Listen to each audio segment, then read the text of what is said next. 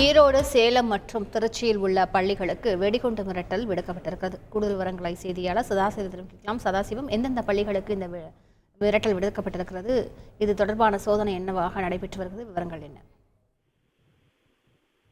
நிச்சயமாக தமிழகத்தில் பிரபலமான தனியார் இன்டர்நேஷனல் பள்ளிகளில் ஆனது இன்று காலை வெடிகுண்டு மிரட்டல் இருப்பதாக மர்ம நபர்கள் தெரிவித்ததை தொடர்ந்து பள்ளிகளில் வெடிகுண்டு தடுப்பு பிரிவினர் தீவிரமாக சோதனை மேற்கொண்டு வருகின்றனர். இதனைத் தொடர்ந்து ஈரோட்டில் தலைமையிடமாக செயல்படக்கூடிய தென்னிமலை சாலையில் உள்ள பிரபலமான தனியார் இன்டர்நேஷனல் பள்ளிகள் 1000க்கும் மேற்பட்ட மாணவர்கள் படித்து வரும் நிலையில் இன்று காலை 7 மணி அளவில் வெடிகுண்டு மிரட்டல் இருப்பதாக மர்ம நபர்கள் இமெயில் மூலம் தகவல் தெரிவித்தனர். இதனை அறிந்த பள்ளி நிர்வாகத்தினர் உடனடியாக சுதாரித்துக் கொண்டு பள்ளிக்கு காலையில் வந்த வாகனங்களை வீட்டிற்கு திருப்பி அனுப்பினர் மற்றும் பெற்றோருக்கு தகவலை தெரிவிக்கும் வகையில் குறுஞ்செய்தி மூலமாக தெரிவித்தனர்.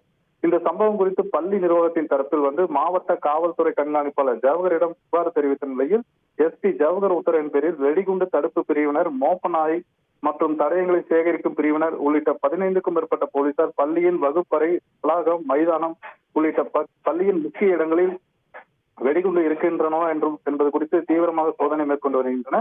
இதனைத் தொடர்ந்து பார்த்தோமானால் திருச்சியில் உள்ள தனியார் இதே பள்ளியைச் சேர்ந்த பள்ளிக்கும் இமெயில் மூலமாக வெடிகுண்டு மிரட்டல் வந்துள்ளது. திருச்சியை பார்த்தோமானால் திருச்சி திண்டுக்கல் சாலையில் உள்ள ராம்ஜி நகர் அருகே கள்ளிப்பட்டியில் செயல்பட்டு வரும் இந்த பள்ளிக்கும் வெடிகுண்டு மிரட்டல் விடுத்துள்ளது. அதே போன்று சேலம் மாவட்டத்தில் ஏற்காடு மலை அடிவாரத்தில் உள்ள குருவம்பட்டி உயிரியல் பூங்கா அருகே உள்ள பள்ளிக்கும் இதே போன்ற இமெயில் மூலமாக வெடிகுண்டு மிரட்டல் விடுத்தது.